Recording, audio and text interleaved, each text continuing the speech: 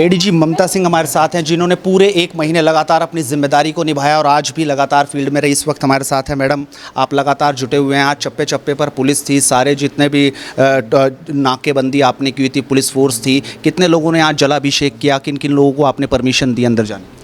देखिए, ये जो आज की पूरी जो हमारा अरेंजमेंट है, इसमें मैं तो सिर्फ एक व्यवस्था देख रही हूँ और डीजी साहब को प्रतिनिधित्व करते हुए मैं यहाँ पर हूँ।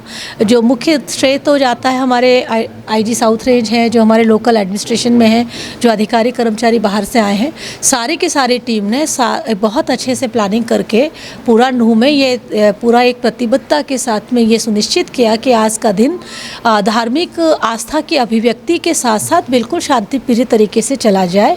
क्योंकि यात्रा को लेकर के तरह तरह की जो है बातें आ रही थी, सोशल मीडिया में एक माहौल तैयार होने की किए जा रहे थे। यात्रा की परमिशन नहीं थी, तो इसको बार बार हमने अलग अलग माध्यम से लोगों को जागरूक किया कि यहाँ पर कोई यात्रा नहीं है, लेकिन जलाभिषेक जो है स्थानीय लोगों के द्वारा जलाभिषेक जो है बिल्कुल किया जा सकता है।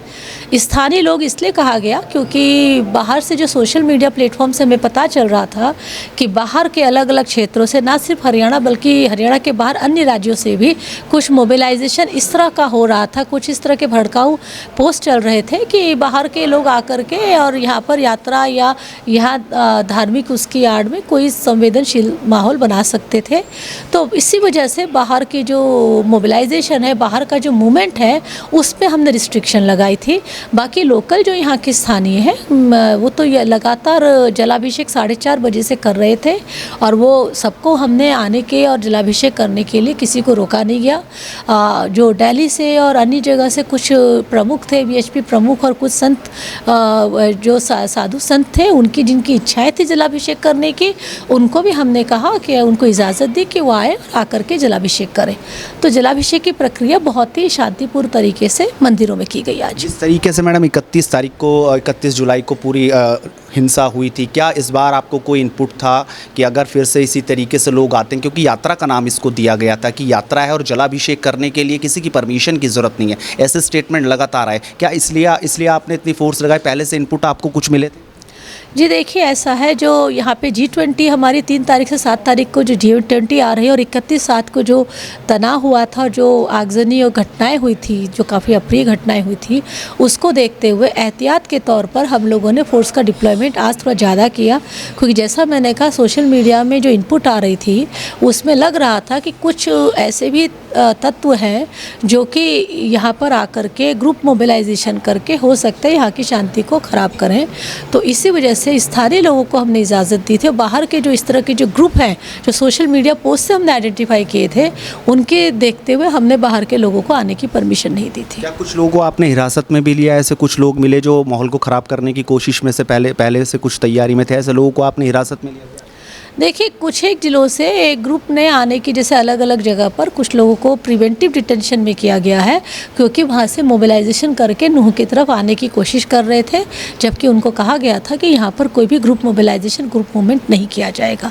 तो वो क्योंकि मान नहीं रहे थे, रुक नहीं रहे थे, तो उनको प्रिवेंटिव डिटेंशन में अलग अलग जिलों में किया गया है। क्या आप शांति हो चुकी है नूह डिस्ट्रिक्ट में? क्या आप कोई भी कल से कोई भी आ सकता है, कोई भी जलाभिषेक कर सकता है, या इसी तरीके से रहेगा, बाहर से नहीं आ पाएगा? देखिए, जलाभिषेक तो यहाँ हर सोमवार को हो रहा है, पिछले सोमवार को भी हुआ था, उससे पहले भी हुआ था। जलाभिषेक तो रुका ही नहीं है।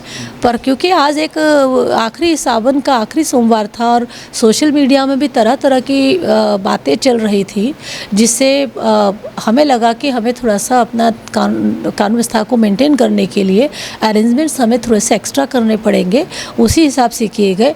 अन्यथा कल तक भी जीवन बिल्कुल सही चल रहा था। नूह में लाइफ वापस अपनी नॉर्मल उस पर पटरी पे आ चुकी है और कल के बाद अगर आप देखेंगे तो कल से फिर आपको वही पटरी पे ही जीवन नज़र आएगा।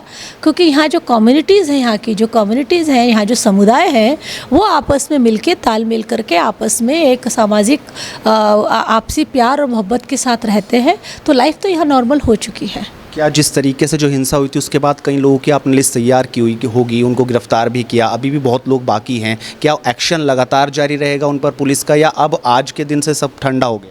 जी देखिए, आप अगर केसेस की बात करें तो केसेस में तो इन्वेस्टिगेशन में जो जो टेक्निकल एविडेंसेस या वीडियो फुटेज या डिस्क्लोजर में जिनके नाम आए हैं, जिन लोगों ने दंगा करने में, बलवा करने में शामिल हुए थे और जिनकी वजह से इतना जान और आम जीवन में संपत्ति का नुकसान हुआ था, वो तो आइडेंटिफाई करके उनको तो अरेस्ट करके और उनको तो कानूनी प्रक्रिया के आगे लिया जाएगा।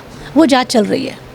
तो बहुत बहुत धन्यवाद मैडम। तो ममता सिंह जो साफ तौर पर कह रही है कि जो भी लोग हैं उनकी तो जांच लगातार जारी रहेगी और यहाँ पर किसी भी प्रकार की कोई यात्रा नहीं थी, हालांकि जलाभिषेक वो लगातार जारी रहा।